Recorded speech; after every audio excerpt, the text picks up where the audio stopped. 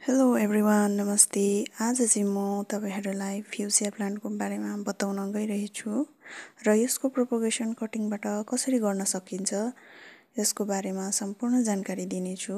Video एकदमै informative हुनेवाला छ, त्यसैले यो भिडियोलाई अन्तिमसम्म हेर्नु होला। फ्युसिया प्लान्टको बारेमा भन्नुपर्दा चाहिँ यसलाई हामी डान्सिङ डल, कृष्णकली, बेल फ्लावर पनि भन्ने गर्छ। यो चाहिँ फुल्दाखेरि एकदमै राम्रो देखिन्छ र यसको कलर र भराइटीहरू थुप्रै हुन्छ। अहिले चाहिँ यहाँ तपाईहरुले देखिरहनु भएको चाहिँ मसँग फ्युसिया व्हाइट कलरको मात्रै फुलिरहेको छ र यसमा अरु कलरहरू पनि छ, त्यो चाहिँ अहिले फुलेको छैन। जब फुल्ने छ म तपाईहरुलाई अवश्य पनि देखाउने छु। देख्न सक्नुहुन्छ नि, यो चाहिँ प्योर व्हाइटमा छ है। यो माथिको प्याटल पनि व्हाइटै छ र तल बीचको प्याटल पनि व्हाइटै छ। र यसमा अर्को भराइटीको फ्युसिया पनि हुन्छ जसको चाहिँ यो माथिको प्याटल र बीचको प्याटल चाहिँ अर्कै कलर, दुईटा कलर कम्बाइन भएको पनि हुन्छ। र त्यो भेराइटीको फ्युसिया पनि छ मसँग, तर अहिले त्यसमा फुलहरू लागेको छैन।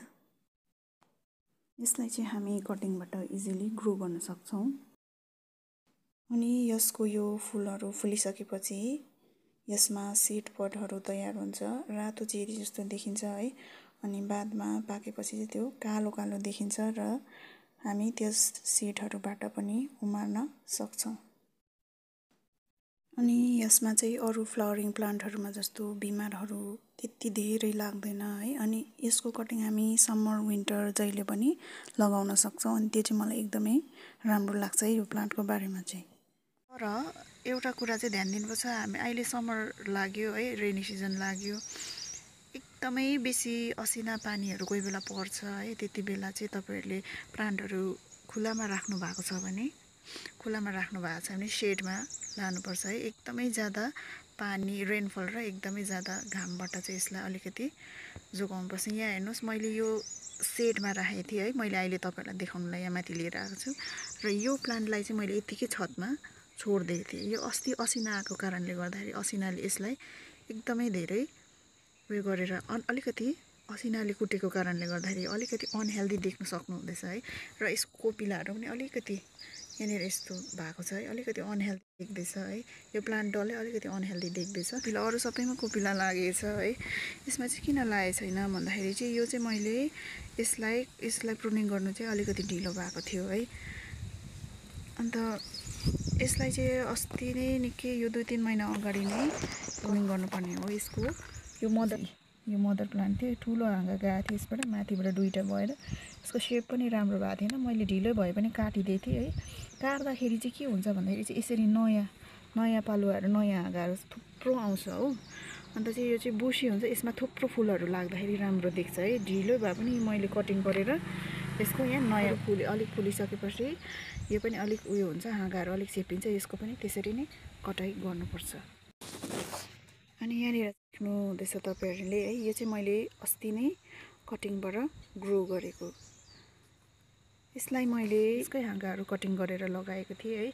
यसको हाँगाहरू मैले काटेर है पिन्चिङ गरे, यसको हाइट बेसी अग्लो नजाओस् भने मैले माथि पिन्चिङहरू गरेको थिएँ हो। यसको पनि अन्त मैले यसरी यसकै छेउमा यसरी लगाएको थिएँ है। यसरी लगाएर चाहिँ जरा आएपछि चाहिँ मैले यो गमलाहरुमा सारेको।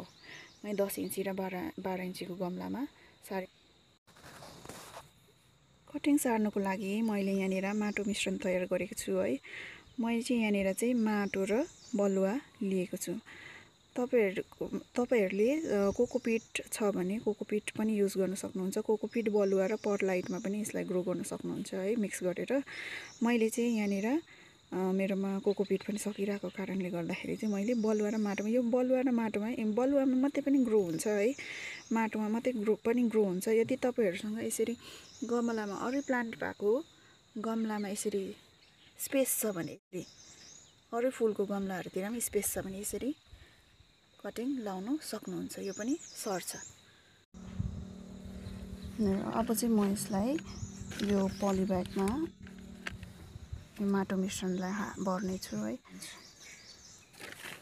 मैले यसमा पुरानो मेरो फुललाई रिपोर्ट गर्दाखेरि यो निक्लेको एउटा पुरानो पलिब्याग लिएको छु है। अन्त यसमा चाहिँ यस्तो पानी छिर्ने सेडहरू चाहिँ मजाले धेरैवटा हुनु जरुरी छ, किन भन्दाखेरि यहाँनिर पानी जमेर बस्नु चाहिँ भएन। सो म यहाँनिर पली ब्यागमा राख्दैछु है। र कटिङको लागि हामीले त्यस्तो हाइट चाहिँदैन उयसको पली ब्यागको या गमलाको है। गमलामा तपाईँले जेमा पनि लाउनु हुँदैछ त्यसको हाइट त्यति साह्रो अनिवार्य छैन है, किनभने हामी यो जब यसको जराहरू डेभलप हुन्छ है त्यसको लागि जराहरू डेभलप हुनको लागि 1-1.5 महिना टाइम लाग्छ है। त्यतिन्जेलसम्म चाहिँ हामी यसमा हुनु दिन्छौँ। त्यहाँदेखि बादमा चाहिँ यसलाई त्यो जरा डेभलप भइसकेपछि चाहिँ जरा आइसकेपछि हामी अरू गमलामा सार्छौँ।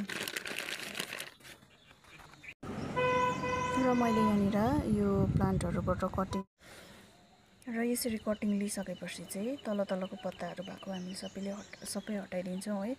अनि कटिङ गर्दाखेरि यो नोट देख्नुहुँदैछ, यहाँदेखि अलिकति यसरी तल काट्नुहोस्। यति भाग चाहिँ हामी यहाँनिर पटमा गाड्दिनेछौँ है। यो माथिको 1-2 नोट चाहिँ छोडेर हामी यो यहाँदेखि उँधो चाहिँ हामी यसमा गाड्नेछौँ। अब यो सबैलाई म यो नोटदेखि मुनि काटिदिनेछु है। काटेको रहेछ है। यसको चाहिँ सानो सानो यो माथिको टुप्पा पनि सर्छ, एकदम राम्रोसँगले सर्छ है। तपाईँहरूले यो अलिकति योभन्दा मुनिको अलिकति उयो छिपेको हाँगा पनि लिनु सक्नु, त्यो पनि सर्छ यसको है। तर यो चाहिँ अहिले चाहिँ स्प्रिङमा चाहिँ यो माथिको जुन चाहिँ नयाँ पालुवा चाहिँ यो चाहिँ एकदमै राम्रोसँग सर्छ। र यसरी कटिङ लिइसकेपछि तपाईँहरूले जहाँनिर लगाउनु आँट्नु भएको छ त्यसलाई यसरी औँलाले छेड गर्नुहोस्। सिङ्काले गर्दा पनि हुन्छ, अलिकति फरकमा छेड गर्नुहोस्।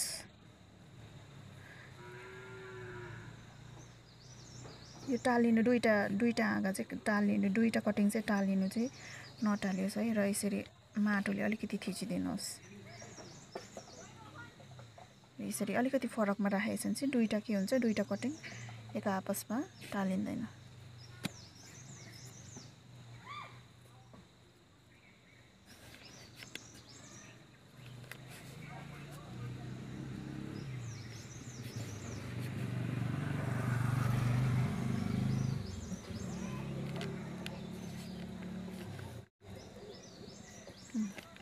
अब चाहिँ यसलाई पानी लगाएर सेड भएको जग्गामा राखिदिनुहोस् है, जहाँनिर चाहिँ डाइरेक्ट रेनफलले र डाइरेक्ट घामले नभेटोस् है।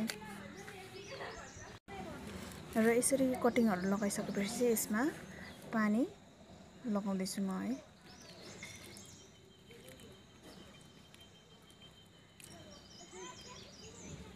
पानी लगाउँदाखेरि यसरी तपाईँले छिराखेर पनि लाउन सक्नुहुन्छ, स्प्रे गर्दा पनि हुन्छ। स्प्रे गर्नुभयो भने एकदमै राम्रो।